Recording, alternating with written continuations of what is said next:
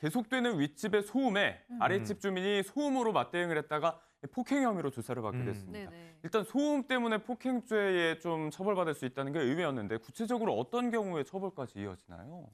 네, 앞서 영상에서 직접적인 신체 접촉이 없어도 상대방이 신체적으로 해를 입었다고 판단될 경우 폭행죄가 성립할 수 있다고 했죠. 예. 우퍼 스피커에 의해 발생하는 강한 저주파 소음에 지속적으로 노출되면 두통, 청각 손상, 수면 장애, 정신적 스트레스 등이 발생할 수 있거든요. 상대방이 소음에 의해 이러한 신체적, 정신적 피해를 입었다는 근거가 있다면 폭행죄로 처벌받을 수 수단이 있습니다. 또 문제군요. 그런데 제가 본 뉴스에서 이게 스피커로 층간소음을 복수했다가 폭행죄가 아니라 스토킹죄로 처벌받은 이런 경우가 경우도 있더라고요. 있어요. 이건 또 어떤 경우에 성립이 되는 거예요? 소음 보복을 지속적이고 반복적으로 함으로써 불안감을 조성한 경우 스토킹 범죄로 해석될 수도 있습니다. 현행 스토킹 처벌법상 일상생활 반경에서 상대에게 접근해 불안감과 공포심을 유발했다면 스토킹 행위로 규정되기 때문인데요. 여기서 접근이란 전자기기를 통해 음향을 도달하게 하거나 주거지 부근에 물건을 두는 행위까지도 포함이 됩니다. 그래요. 특히 밤늦은 시간에 반복적으로 소음을 발생시키거나 피해자가 여러 차례 항의했음에도 불구하고 지속적으로 괴롭히는 경우 스토킹으로 간주될 가능성이 더 높고요. 폭행죄나 스토킹 범죄로 처벌받지 않더라도 경범죄 처벌법상 인근 소란죄로 범칙금이 부과될 수도 있습니다. 네, 그렇군요. 그런데 사연자분의 경우에는 윗집에 쪽지를 붙여보기도 하고요. 또 직접 찾아가기도 했는데요. 그랬죠. 그것도 하면 안 되는 행동이었던 이것도 건가요? 안 돼요? 윗집에 찾아가서 주의를 부탁하는 것 자체가 처벌 대상은 아니지만 이 행위가 지속적이고 반복적으로 이어진다면 문제가 될 수 있는데요. 이 경우 스토킹 범죄로 처벌받을 수도 있습니다.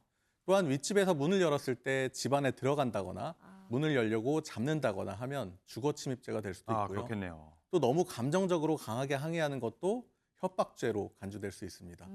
쪽지를 붙이는 경우에도 경우에 따라 다른데요. 일단 당사자가 아닌 타인이 볼 수 있는 곳, 다시 말해 엘리베이터, 현관 등에 쪽지를 붙이면 아무리 정중한 내용이라도 명예훼손이 될 수 있습니다. 중요성이 있으니까. 쪽지를 보내시려면 다른 사람이 볼 수 없도록 봉투에 넣어서 우편함에 넣거나 집 안에 넣으셔야 하고요. 그렇게 하더라도 쪽지 내용이 상대방에게 불안감을 줄 수 있는 내용이라면 협박죄가 적용될 수 있으니 주의하셔야 합니다. 조심조심하게 돼요. 인터넷에 보면 이제 새벽에 윗집에서 나는 물소리, 샤워 소리 때문에 곤욕이다 이런 이야기도 자주 올라오는데 이런 경우도 층간소음에 해당이 될까요? 어때요? 층간소음은 걷거나 뛰는 동작 등으로 인해 발생하는 직접 충격 소음, 그리고 텔레비전, 음향기기 등의 사용으로 인해 발생하는 공기 전달 소음으로 나뉘는데요. 네. 여기서 욕실이나 다용도실 등에서 급수나 배수로 이런 걸로 인해 발생하는 소음은 층간소음 범위에서 제외하고 있습니다. 따라서 욕실 사용으로 인해 발생하는 물소리는 층간소음으로 규제하기는 어렵습니다.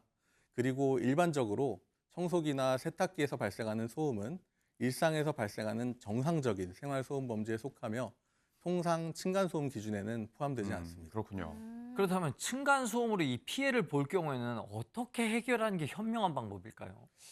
우선 관리사무소나 층간소음 이웃사회센터, 공동주택관리 분쟁조정위원회, 환경분쟁조정위원회 같은 공식기관에 문제를 신고해서 중재를 요청하는 것이 좋습니다.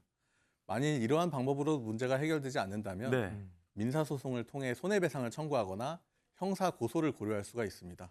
중요한 것은 감정적인 대응을 피하고 법적인 절차를 통해 문제를 해결하는 것입니다.